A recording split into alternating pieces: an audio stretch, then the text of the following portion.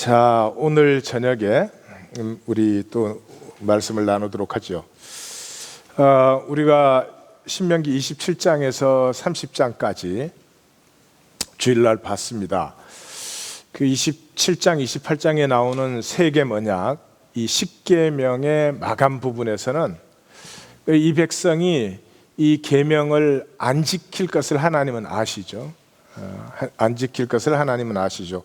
그것은 이번 주일날 이제 보게 되겠죠. 그래서 그 참 하나님의 그 안타까운 그 쏟아지는 가슴이죠. 안 돼, 안 돼. 너희들이 그렇게 멸망되어서는 안 돼 하는 그 하나님의 가슴. 단순히 우리가 멸망하거나 우리가 유업을 누리지 못하는 걸 안타까워하는 제3자의 입장에서 안타까워하는 게 아니라 우리가 그 약속의 유업을 누리지 못하는 우리와 자신을 동일화시키셔서 그 못 누리는 우리는 그게 안타까운지도 모르죠. 멸망을 해가지만 멸망을 하는 건지도 모르죠.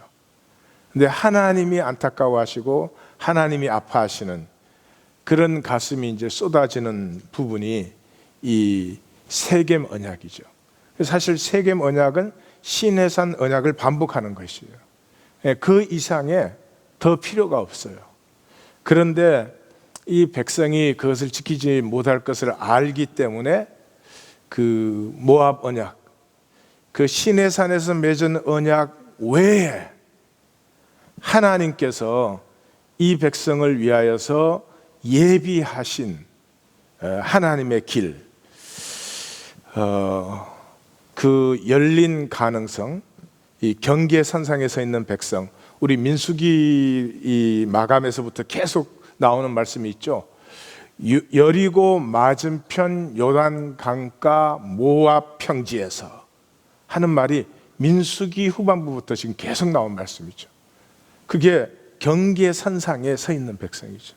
그 경계선상에 서 있는 백성을 향해서 뒤돌아보지 말고 첫 세대의 실패, 그건 쳐다보지도 말아라. 그러면서 너희 앞에 열린 이 미래, 이 열린 미래를 내 손을 꼭 잡고 약속의 유업을 받는 내일로 함께 열어가자. 그런 그 하나님의 안타까운 마음이 쏟아지는 부분이죠. 근데 문제는 우리가 27장에서 30장까지 읽어도 도무지 졸음만 오고 뭐 느껴지는 게 없지요. 그것이 문제죠. 그러니까 그것은 우리가 아직 구원받은 자가 아니라는 증거죠. 만약에 하나님이 내 아버지시라면 그 아버지의 마음이 그렇게 안 느껴질까요? 자식이? 절대로 그럴 리가 없죠. 그러니까 우리가 종교 생활은 열심히 또 성실하게 해온 건 분명해요. 그거는 또 거기에 공로도 있어요. 그러나 그 인간 공로, 종교 생활을 열심히 하고 남보다 또 신실하게 했다, 다 좋은 것이지만 그 인간 공로가 구원을 이룰 수는 없죠. 그래서 우리는 질문하지 않을 수가 없죠. 드라마를 보면 쉽게 공감해줘요. 근데 성경은 읽어도 이 공감은커녕 이해가 잘 안 된단 말이죠. 아니, 공감되는 정도면은 뭐 그건 좋겠는데 공감이 안 돼도 무슨 말인지 이해는 돼요. 아무리 불효자식이라도 아버지가 뭐라 그러면 아버지의 가슴은 못 느껴도 지금 아버지가 뭐라 그러는지는 알잖아요. 이건 전혀 아버지가 이게 혼내는 건지 잘했다는 건지 이를 전혀 모르니까 전혀 통하지 않는 거죠. 그 이유가 뭔가 제일 첫 번째는 드라마는 왜 이해가 잘 되나 하는 것이죠. 그것은 선과 악으로 나누어져 결과적 당위성이 주어져 있기 때문이에요. 그게 무슨 말이냐 그러면 드라마는 딱 들어가면은 좋은 사람, 나쁜 사람이 이미 딱 나누어져 있어요. 결과적 당위성이 있어요. 그러니까 드라마를 딱 보기 시작하면 얘가 좋은 사람이야. 얘가 잘 돼야 되는 거야. 근데 뭐 드라마는 항상 그렇지. 나쁜 애가 잘 되는 것 같다고. 그래서 안타까워서 자꾸 보는 거지. 근데 안 봐도 알아. 끝에는 드라마는 좋은 애가 잘 되게 돼 있어. 그러니까 그게 무슨 말이죠? 드라마는 들어가서 갈등도 필요 없고 탐구도 필요 없어요. 얘는 좋은 애고 얘는 나쁜 애고. 그렇지. 현실에서 그렇습니까? 현실은 그렇지 않습니다. 예. 어떤 선과 악의 판단과 결정을 내리기 위해서는 수많은 자기 점검과 수많은 기도가 필요합니다. 근데 그렇게 살지 않아요. 그렇게 사는 사람이 없어요. 그냥 내가 주체가 돼서 선악을 딱 판단해서 그냥 살아요. 그럼 아주 쉽죠. 그러니까 지금 세상을 보세요.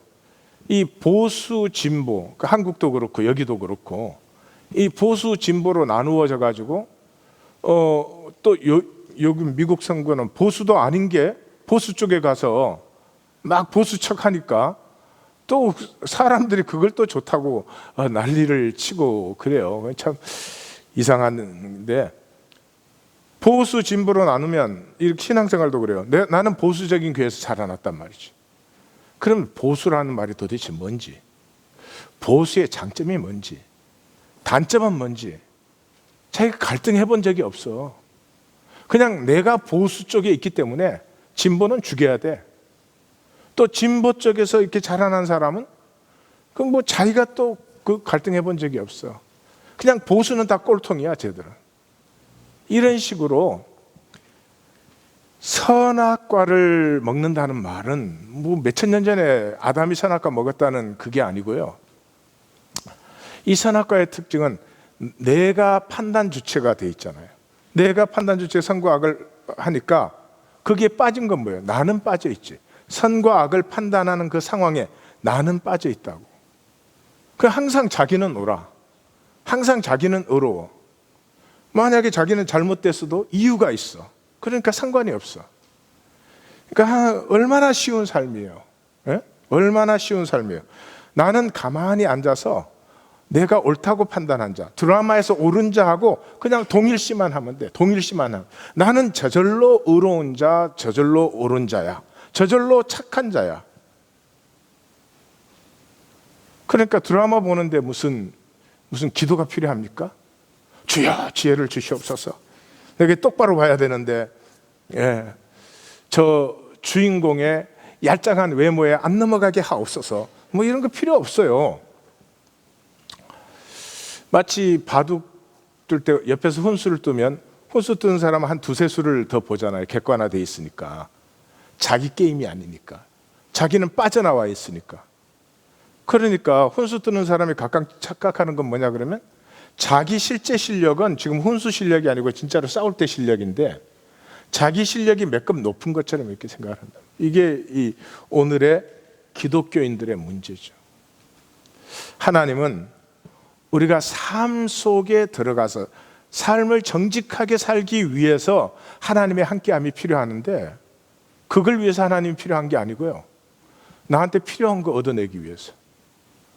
심지어는 내게 필요한 의롭다함, 옳다함을 내가 받기 위해서. 아니, 의롭다함, 옳다함을 받았으면 의롭게 옳게 살아야죠. 받았는데 안 살아. 그럼 뭐 받은 게 무슨 소용이 있어요? 구원을 받았으면 구원 받은 자로 살아가야지. 구원 받은 게 의미가 있지. 구원 받았다고 그러는데 구원 받은 자로 살지 않으면 그건 아무런 의미가 없는 거죠. 그건 드라마 보고 있는 거죠. 예? 나는 배제돼 있죠. 나는 객관화되어 있죠. 예, 나는 공짜로 그냥 의롭고 옳은 사람이 딱 돼 있는 거죠. 예, 오늘 우리의 기독교 생활이 그래서 문제죠. 그래서 평생을 예수 믿은 사람이 성경을 못 읽잖아요. 평생 읽으면 목사님도 좋고 장로님도 좋으니까 만나시면 한번 해봐요. 성경을 어디든지 한 군데 이렇게 펴가지고 여기를 읽고 이게 무슨 말씀 하시는지 지금 저에게 좀 말씀을 해 주십시오. 그럼 못 하잖아요. 그 개인이 잘못된 게 아니고 그러한 시스템 속에 우리가 이미 들어가 있잖아요. 그러니까 그게 쏘고시면 안 돼. 그러면 드라마는 그냥 이렇게 간단하게 쉽게 얼마든지 즐길 수가 있는데 왜 성경은 그렇지 않은가? 성경은 표면적 선악이 아니고 내적 혼돈을 지금 표현해 주고 있죠. 이 성경이 뭐 글자는 어려운 글자가 없잖아요. 이게 뭐 철학책도 아니고 무슨 사상책도 아니고, 예. 그런데 이 뻔한 바두가 이리 오너라를 읽고 이해가 안 가는 거죠. 왜 이해가 안 가냐 그러면 우리의 의식은 표면만 보는 거에 훈련이 돼 있어서 그 표면을 뚫고 겹겹이 있는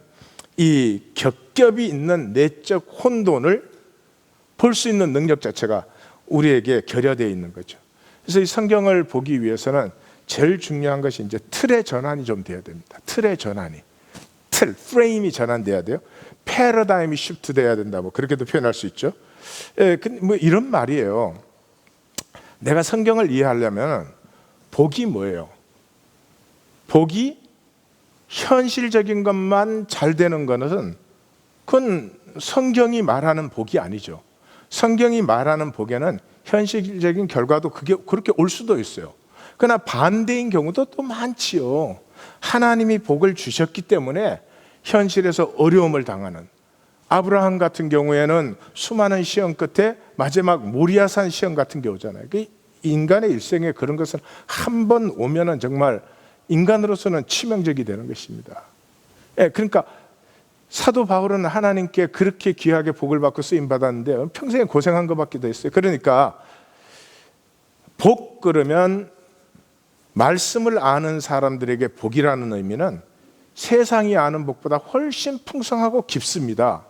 이게 보여야 성경 말씀이 이해가 되지, 복 그러면 먹을 거 입을 거 캐시밖에 안 보이는 사람이 성경이 읽어지지 않죠.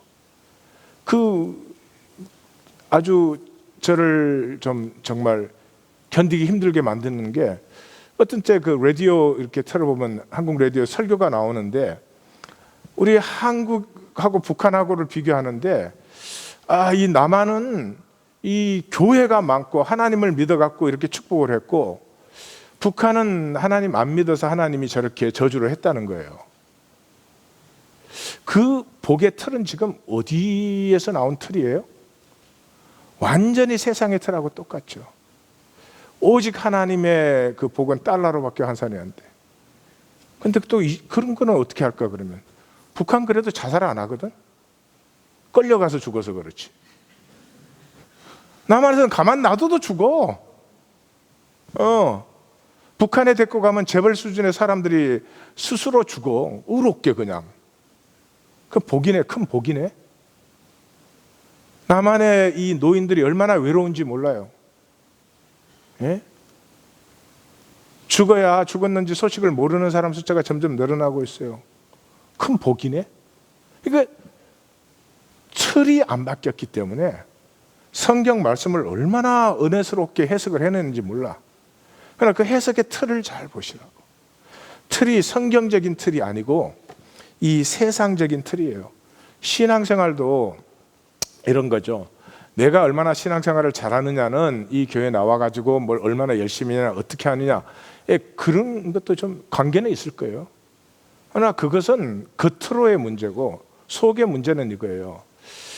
이 교회에 어떤 아픈 일이 있다, 교회에 어떤 아픈 형제가 있다, 어려운 자매가 있다 그럴 때 그것이 나의 아픔으로 느껴지느냐 이 말이죠. 그런 건 좋은 신앙이에요. 그런데 나하고 친한 애가 아파. 그러면 좀 관심이 가. 그런데 나하고 안 친한 애가 아파. 아이고 그 잘됐다. 하나님 영광을 받으시옵소서. 예. 틀을 봐요. 바깥에 드러난 행위나 이것이 아니고 그것이 어떤 틀에서 나왔느냐 하는 것이 중요한 거죠. 그래서 이 내 안에 무엇을 볼 때 눈이 밝아져서 겉에만 보는 게 아니라 내 안에 혼돈과 공허와 흑암을 보게 하는 거죠. 그래서 이 혼돈과 공허와 흑암을 볼 때 우리는 반사적으로 피하고 싶죠. 안 보고 싶은 거죠. 나는 항상 깔끔한 이미지, 나는 항상 착한 사람, 나는 항상 이렇게 옳은 사람으로 보이고 싶은데 내 안에 있는 이 혼돈과 공허와 흑암과 이 이기와 욕망과 추하고 더러운 것, 그러니까 얼렁 덮고 거기를 이제 멋있는 나뭇잎 치마로 가리겠죠. 그게 아니고요. 성경적인 이 틀을 가진 사람이라면 내 안에 혼돈과 공허와 흑암이 물론 있죠. 이 역사도 똑같죠. 그럼에도 불구하고 어떻게 돼요? 이 역사의 끝에는 내가 하나님 믿고 안 믿고 문제가 아니라 선이 승리하게 돼 있죠. 이 역사의 끝에 악이 승리한다 그러면 살아갈 이유가 없죠. 그건 안 믿는 사람도 어린아이도 다 아는 것은 하여튼 역사가 이렇게 복잡하고 엉망진창인 것 같아도 제일 마지막에는 선과 진리가 승리하게 돼 있죠. 왜냐 그러면 거짓과 악은 영원할 수가 없는 것이니까, 그 자체로. 그러므로 역사 끝에는 선이 승리를 하는 것이기 때문에 이 혼돈과 공허와 흑암이 내 안에 가득하다 할지라도 그것을 뚫고 들어가면 그 뿌리에는 반드시 선이 있는 것이고, 그 뿌리에는 반드시 생명이 있는 것이고, 그 뿌리에는 반드시 나를 창조하신 하나님의 임재가 그곳에 있죠. 그래서 무엇을 볼 때 표면적인 것만 보는 것이 아니라 이 내적 혼돈만을 보는 것이 아니라 그것을 뚫고 들어가서 그 뿌리와 만나는 힘. 그래서 영성이라고 하는 것은 부인하고 싶은 혼돈과 공허와 흑암을 뚫고 들어가는 힘이다. 제가 그렇게 표현했죠. 다시 말해서 나의 타자화, 나를 제3자의 입장에서 객관적으로 바라볼 수 있는, 그러므로 혼돈과 공허와 흑암은 당연히 있죠. 그게 없으면 인간이 아니죠. 그래서 내 안에 있는 혼돈과 공허와 흑암을 내가 받아들일 수 있을 뿐만 아니라 그것을 직면하고 그것을 뚫고 들어가는, 그래서 인격의 건강성이라고 하는 것은 이 진실을 직면하는 힘이에요. 나의 진실을 직면하는 힘이에요. 자, 그래서 드라마를 즐기는 사람은 결코 성경을 읽지 못합니다. 드라마를 보시면 안 됩니다. 우리 생에는 그렇게 많은 시간이 남아 돌아가고 있지 않습니다. 아주 제한된 시간만 주어져 있습니다. 그나마 우리 대부분은 이미 많은 시간을 낭비했습니다. 지금부터 정말 절실하게 가꾼다 그래도 이 단절된 하나님과 나의 사이를 뚫은 이 영적 교통이 정말 얼마나 열릴지 알 수가 없는데, 무슨 드라마 보고 명품에 신경 쓰고 그 사람하고 구원하고는 상관이 없습니다. 기독교? 그런 거에 신경 다 써도 다 구원받았다 해주죠. 그 구원을 받으시든지 아니면 생명의 구원을, 정말 내 생명에서부터 가치 있는 삶이 피어나는 그 구원을 받으시든지 선택을 하셔야 됩니다. 제가 안타까운 마음으로 말씀드리죠. 그냥 편안하게 떠내려가는 게 우리 모두에겐 좋으니까요. 우리 모두 그냥 편안하게 떠내려가는, 죽음은 우리에게 절대로 실제가 아닙니다. 우리가 죽음을 만날 때까지 죽음은 절대로 우리에게 실제가 되지 않습니다. 생각으로 나도 언젠가 죽는다는 걸 알죠. 그렇지만 절대로 나에게 실제가 아닙니다. 그러므로 죽음이라는 건 실제로는 나에게는 없다고 생각합니다. 그렇기 때문에 그냥 편안하게 떠내려가고 싶습니다. 좋은 거 알지만 갈등하고 싶지도 않고, 또 어느 것이 진리인 줄 알지만 따르고 싶지도 않은 것이 우리 육신의 본능입니다. 그렇기 때문에 우리가 깨어서 정말 기도하고 갈등해야 됩니다. 자, 그러면 우리 세겜 언약과 모압 언약으로 들어가서 한번 보십시다. 세겜 언약의 처절한 그 안 돼! 그냥 그 서론을 끝내자마자 12항목의 저주의식을 하잖아요. 레이지파가 하고 백성은 아멘하고. 그게 뭐예요? 그런 것은 너희에게는 그런 건 가까이 와도 안 된다. 그래 생각조차 하지 말아라. 이런 것이죠.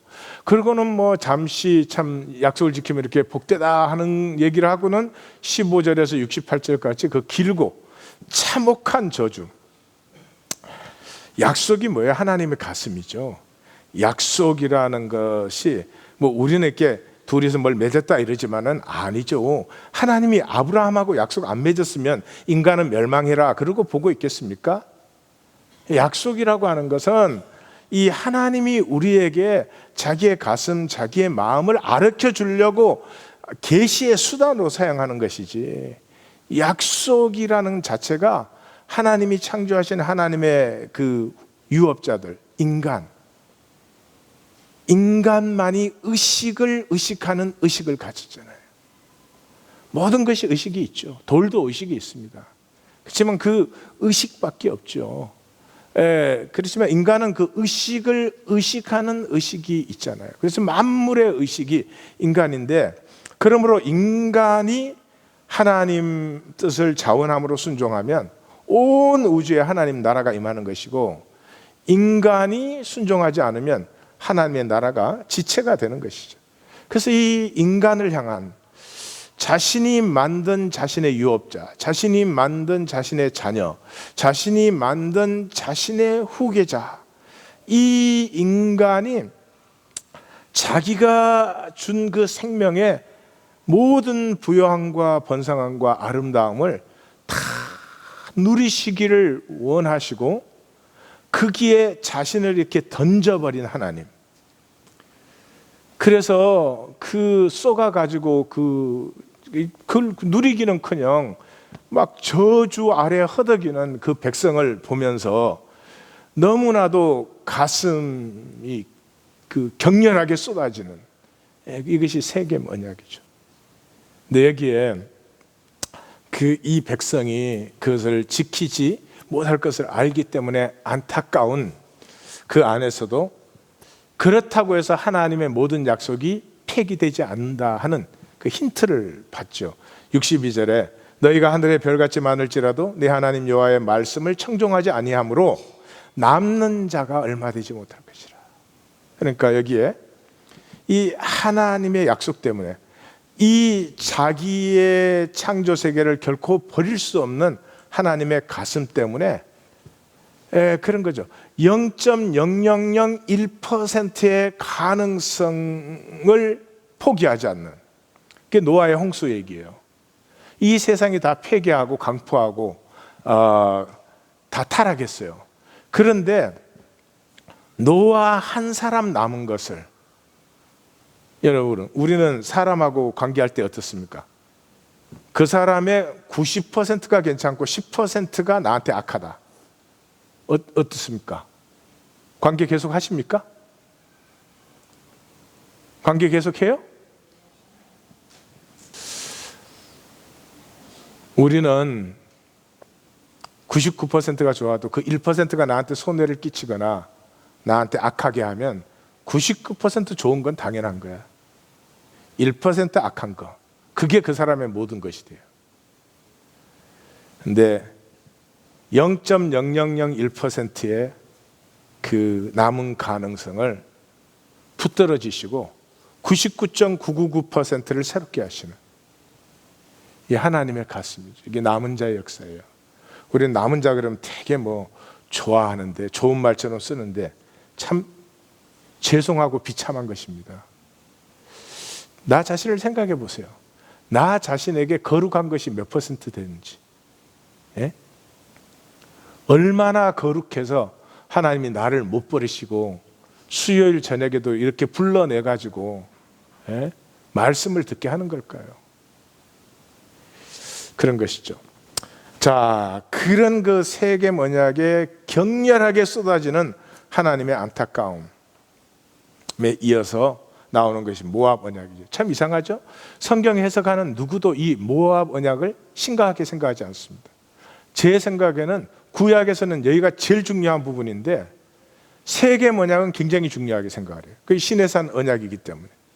그런데 모압 언약은 강조를 별로 안 해요. 그만큼 우리가 하나님의 가슴을 모른다 그러는 거겠죠. 그래서 시작에서 호렙에서 이스라엘 자손과 세우신 언약 외에, 이 외에서 성경을 여기까지 읽어온 사람이라면 이제 세겜 언약이 끝날 때 가슴이 참 처절합니다. 결국은 탕자가 집을 떠나는 것입니다.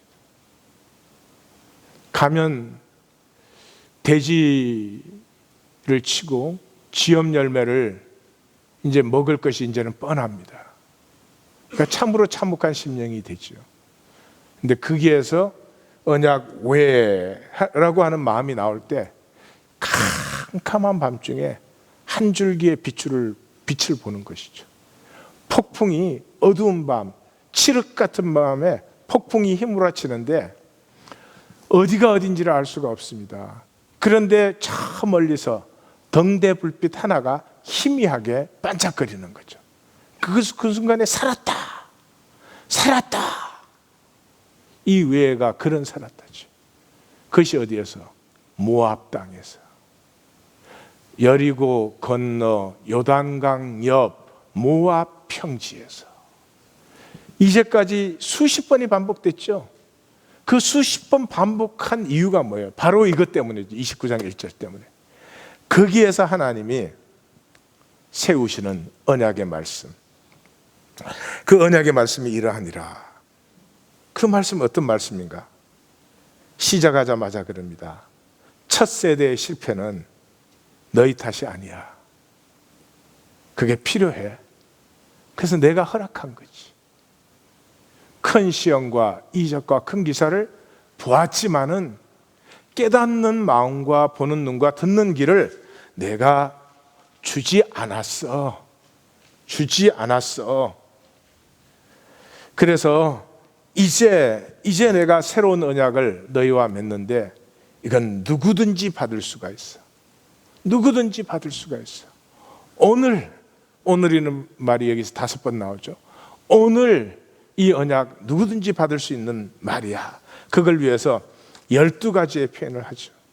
그러면서 현재 여기 있는 사람 누구든지 뿐만이 아니라 미래에 이 자리에 있을 사람도 여기에 한 심령도 한 영혼도 놓치고 싶어 하지 않으시는 하나님의 안타까움이 여기에 있는 거죠. 그러면서 우상 따르는 일은 이제 그만. 이제 그만. 우상이 뭐예요? 헛된 가치지. 헛된 가치가 뭐예요? 내가 나를 지키려는 게 헛된 거지. 내가 왜 나를 지켜야 돼요?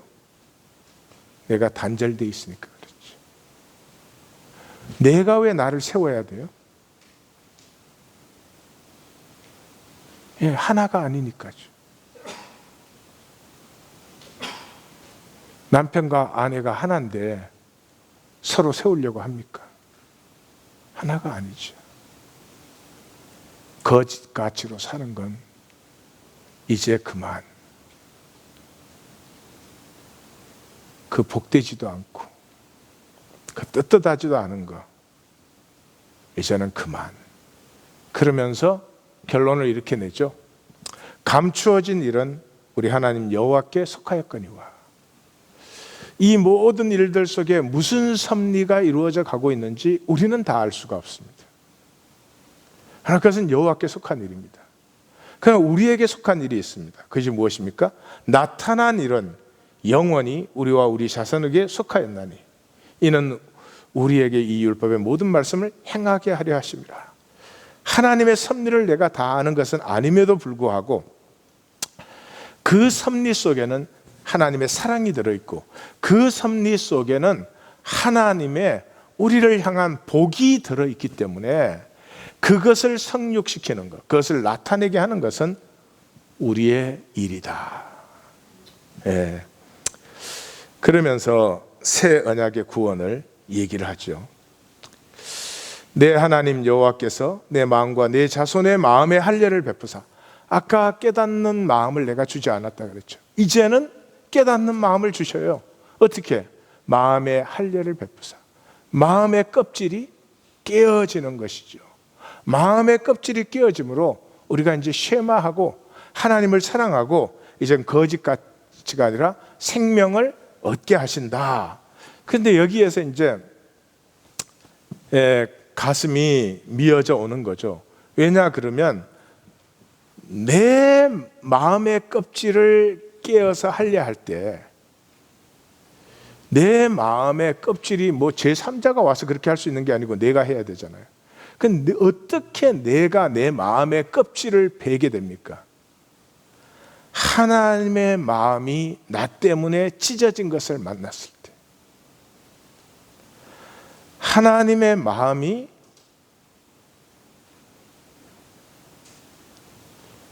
하나님을 불순종하고 배교하고 버린 나를 품기 위해서 하나님의 가슴이 찢어진 것을 내가 만날 때, 그래서 너와 내 자손의 마음에 할례할 때, 이때 우리의 마음이 할례되죠. 껍질이 찢어지죠. 그래서 오직 그 말씀이 무슨 불가능한 말을, 너희들이 절대로 살 수도 없고 믿을 수도 없는 말을 내가 너희 보고 살려고 한 게 결코 아니라는 거죠. 그 말씀은 저 바다 바깥에 있는 말씀도 아니고 저 땅 끝에 있는 말씀도 아니고 내 안에, 내 입에 있고 내 마음에 있는 말씀. 다시 말해서 존재는, 하나님으로 창조된 내 존재는 한 가지 소원이 있습니다. 한 가지. 나머지는 있어도 좋고 없어도 좋은 것이지만 한 가지 소원이 있습니다. 그것은 같이 있고 싶은 것입니다. 억만금을 가져도 내 존재가 가치 있게 느껴지지 않으면 행복할 수 없습니다. 행복은 내 존재의 가치가 느껴지는 것입니다. 그것이 우리의 소원입니다. 같이 있고 싶습니다. 어떻게 같이 있어집니까? 어차피 무덤에 집어넣어서 썩힐 이 육신의 삶을 들여서 같이 있어지는 것입니다. 귀한 진주를 만났을 때, 밭을 갈다가 귀한 보배를 발견했을 때, 내 육신의 삶은 그것을 위해서 드리는 것입니다. 세상에 쏘으면 이 육신의 삶을 가꾸고 지키고 척하느라고 모든 시간과 에너지를 다 헛되게 떠내려 보는 것이죠. 너 마음의 껍질이 깨어질 때, 내 사랑에 붙들림 받을 때, 내 안에 있는 진정한 소원, 살아보지 못한 진정한 소원이 비로소 피어나고 솟아나기 시작한다. 그래서 오늘 생명을 택하라. 보라, 내가 오늘 생명과 복과 사망과 화를 내 앞에 두었다. 내가 오늘 하늘과 땅을 불러 너희에게 증거를 삼노라. 내가 생명과 사망과 복과 저주를 내 앞에 두었은즉 너와 내 자손은 생명을 택하라. 그 생명을 택한다는 말을 간단히 정리를 해보십시다. 생명을 택한다는 말이 무엇입니까? 생명은 보이지 않지 않습니까? 우리 생명의 특징은 보이지 않는 것입니다. 선악과를 먹고 눈이 밝아져서 이 생명의 유업을 알지 못하고 그 보이는 것을 가꾸려고, 그거잖아요. 그러니까 생명을 택한다는 말은 보이지 않지만 본질 가치를 택하라는 거죠. 생명을 택한다는 말은 내 삶의 순간순간에서 아주 간단합니다. 내가 이런 생각을 하든지 이런 말을 하든지 이런 선택을 하든지 이것이 내 속에 있는 내 생명의 진실을 가꾸고자 하는 것이냐, 아니면 사람들이 볼 때 나를 세우거나 의롭거나 멋있게 하려고 하는 것이냐, 그것을 생각해 보면 됩니다. 생명을 택하라는 말은 단어는 간단하지만 그렇게 이해가 간단한 말은 아닙니다. 생명을 택할 때 봄이 열리기 시작합니다. 생명을 택해야 세상이 거짓인 것이 보이기 시작합니다. 생명을 택하지 않는 사람은 세상이 너무 좋습니다. 세상에 좋은 거, 세상에 번쩍거리는 거, 그게 전부인 것 같습니다. 절대로 그것이 내 생애를 다 파괴하고 있구나, 저것이 나를 쪼개가지고 내 시간과 내 에너지를 쓸데없이 다 빨아먹는 흡혈귀 같은 것이구나 하는 것이 보이지 않습니다. 생명을 택하면 이 세상이 얼마나 거짓되고 얼마나 악하게 나를 미혹하는지가 보이고, 그것을 좋아하고 그것을 원하는 나의 악이 또 보이는 것이죠. 거기에서 어찌할 고가 터지는 것입니다. 어찌할 고. 어찌할꼬가 내 가슴에 터져야죠. 우리 기독교인들의 아마 99%는 어찌할꼬 없이 믿지요. 어찌할꼬 없죠. 틀이 전혀 박히지 않은 채로 원하는 것은 육신적인 것, 원하는 것은 세상적인 것, 좋은 것을 원하죠. 그것을 위해서 하나님이 필요한 거죠. 하나님은 부담스럽죠. 나를 훈련시키시고 고난도 주시고 광야로 걷게 하시고 만나를 먹게 하시고, 이런 하나님은 부담스럽죠. 생각으로는 그 하나님이 좋은 하나님이다 그렇게 알지만 그렇게 내 삶이 느끼지는 않죠.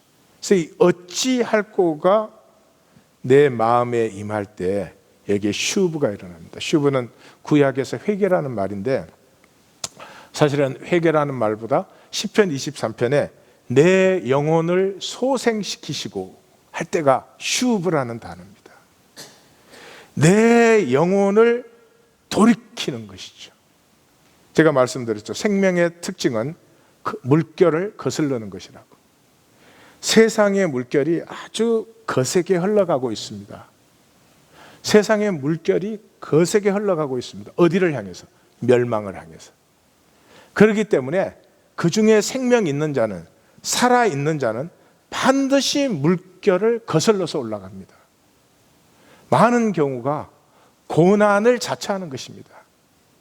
어려운 길을 스스로 택할 때가 많습니다. 십자가를 지고 자기를 부인하고 예수를 따릅니다. 이게 슈브입니다. 이게 내가 의지 세가지고 할 수 있는 말이 아닙니다. 이게 새 마음이 임한 것입니다. 내 영혼을 소생시키는 것입니다. 죽었던 영이 살아난 거죠. 사실 육신의 삶은 다 편하게 죽어가는 게 소원입니다. 너무 지치고 힘들어서 좋은 거 알아도 그거 다 좋은데, 그 좋은 거 아는데 제발 설교 좀 짧게 해. 그 좋은 거 다 아는데 그 뭐 세상 살기도 힘든데 자꾸 어려운 얘기 하지 마. 그게 다 있죠. 뭐 어떻게 이렇게 말하는 저 안에도 있겠죠. 편하게 죽음이 절대로 실제가 안 느껴지도록 되어 있기 때문에 그냥 죽는 건 생각으로 알지만 그냥 그때까지는 편하고 호의호식하고 사람들에게 대접받았으면 좋겠다. 그게 모든 것이 되기 쉽죠. 그것이 돌이켜지는 것입니다. 절대 사람으로서는 돌이켜질 수 없는 거죠. 그래서 이 슈브가 일어났을 때 세 가지가 일어나죠. 인도함을 받습니다. 인도함을 받는다는 말은 사망의 음침한 골짜기로 다닐지라도 내가 해를 두려워하지 않는다. 이 제일 잘 표현된 말입니다. 하나님이 내 손을 붙들어주고 계시기 때문에 내가 지금 편한 데 들어가 있느냐 사망의 엄청난 골짜기를 들어가 있느냐, 그 자체가 관심의 중심이 아닙니다. 하나님이 내 손을 붙드셨느냐 안 붙드셨느냐가 관심의 중심입니다. 그래서 인도함을 받는 사람의 특징은 중심의 진실이 강해집니다. 의로 담대해지는 것입니다. 한 내 밥 먹고도, 내가 내 밥 먹고 사는데도 기들이 죽어가지고요, 그냥 뭐 말 한마디를 떳떳하게 못 해봐요.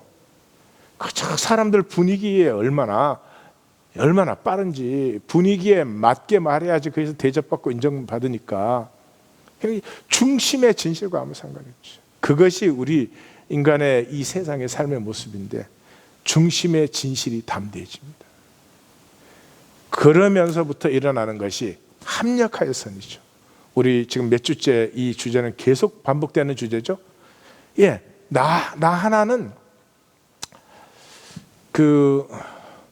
인간이 이제 육신을 벗을 때 물리학적으로 남는 에너지가 20와트래요. 20와트짜리 그 벌브 아세요? 밝습니까? 희미합니까? 20와트는 굉장히 희미합니다. 그 나머지 에너지는 이게 다 육신의 에너지예요. 우리가 지금 있는 건 이제 뭐 20와트 정도가 아니지 한 2000와트 더 되지. 2000와트도 더 되죠. 오늘 쓸데없이 돌아다니는 걸 생각하면 2만 와트는 돼. 그 2만 와트 갖고 막 쓸데없이 휘젓고 다니는 거예요. 왜냐 그럼 그게 육체의 에너지니까 영이 살아있지 않으면 그렇게 살게 돼 있어요. 근데 사람이 죽을 때, 육신이 죽을 때 그 에너지 다 없어지잖아요. 그럼 마지막 남는 게 20와트래요. 여러분 아시지만 에너지는 절대로 없어지지 않습니다. 그러니까 우리 생명이 없어지지 않는다는 게 물리학적으로도 지금 증거가 됐죠. 그 20와트가 하나님 나라에서 나의 에너지예요. 그럼 여기에서는 20만 와트 갖고도 아무것도 못 했는데 20와트 갖고 하나님 나라에서 뭐 해? 모든 걸 다 해요. 왜냐 그러면 인테그리티를, 이 하나됨의 역사를 누리기 때문에 나비의 날개짓이 텍사스에 뭐를 만들어낸다? 홍수를 만들어내도 홍수. 예. 그러니까 그 물리학자들이 난 고마워. 그러니까 그 내가 육신을 벗을 때 단절되어 있는 사람은 영원히 20와트. 20와트 밑에서 책 읽어본 적 있으세요? 진짜 짜증 나거든. 20와트 켜놓고 뭐 한번 해본 적 있으세요? 옛날에는 우리 가난할 때는 15와트짜리도 있었어요. 예? 애들이 뭘 아나? 15와트짜리도 있었어. 15와트짜리 밑에서는, 그때는 우리는 어릴 때니까 이 시력이 완벽할 때죠. 그래도 힘들어요.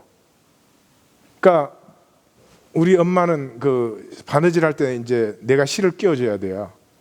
근데 가끔은 내가 항상 옆에 안 있으니까 자기가 끼다가 안 되면 이제 아꼬나 와서 실 좀 껴라 그러거든요. 근데 가만 보면 이렇게 들고 이러고 있어요. 이거 15와트 밑에서. 영원히 이거 하는 거야. 그게 지옥이야. 그러니까 구원 못 받으신 분은 천국 갈 때 바늘기 끼워줄 사람 하나 꼭 데리고 가야 돼. 여러분, 그런 정도가 아니고요. 존재의 기쁨이라는 것은 통하는 데서 오게 돼 있어요. 내가 혼자 아무리 훌륭하고 혼자 뭐 모든 걸 다 할 수 있다 그래도 내가 해봐야 통하는 사람도 없고 알아주는 사람도 없고 같이 느껴주는 사람도 없다? 그걸 영원히, 그건 정말 지옥이요. 내가 참 연약하고 부족한데도 내 마음씨 하나 요만큼 쓰면은 그거를 받아주는 사람들이 무한해가지고 그냥 그게 하나님의 나라예요. 그 인테그리티예요. 그걸 다른 말로 하면 시너지라고 그래요. 내 혼자는 아무것도 아닌데도 나와 함께 해주는 사람들, 나와 하나 된 사람들이 무한해서 나는 너를 즐기고 너는 나를 즐기는 이런 역사, 합력하여 선을 이루는 역사가 일어난다. 어디에서? 생명을 택할 때. 오늘 우리 하루의 삶이 생명을 택한 삶입니까? 세상을 택한 삶입니까? 다 우리는 이렇게 생각하죠. 아니, 오늘은 세상을 택했지만 내일은 생명을 택할 거라고. 그럼 내일 끝날 때 어떻게 생각할까요? 또 그렇게. 그 다음 날은 또 어떻게? 또 그렇게.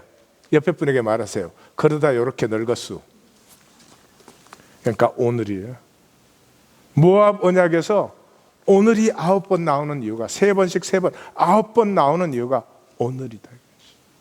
오늘이다 이 말이죠. 우리가 택해집니까? 안 택해져요. 생명 택하려고 해보세요. 안 택해진다니까요. 그래서 가슴이 깨지는 거예요. 마음의 할례가 임하는 거죠. 오늘부터 수련회 끝나는 시간 어딘가 사이에서 우리는 마음의 할례를 받아야 됩니다. 여전히 내가 중심이 돼 있고, 내가 중심이 돼서 저 사람 좋은 사람 나쁜 사람 이러고, 예? 여전히 예? 내 싫어하는 사람이 안 좋은 일 생겨서 고소하다 이러고 틀이 전에 바뀌지 않는 그런 삶에 우리가 안타까워야 되겠죠. 사랑하는 성도님들, 우리의 마음의 할례가 되고 여기 그리스도의 몸된 교회가 일어나기를 원합니다. 오늘 우리 각자 기도하실 때 정말 간절함으로 우리의 껍질이 깨어지고 틀이 바뀌는 시간 됐으면 좋겠습니다. 하나님,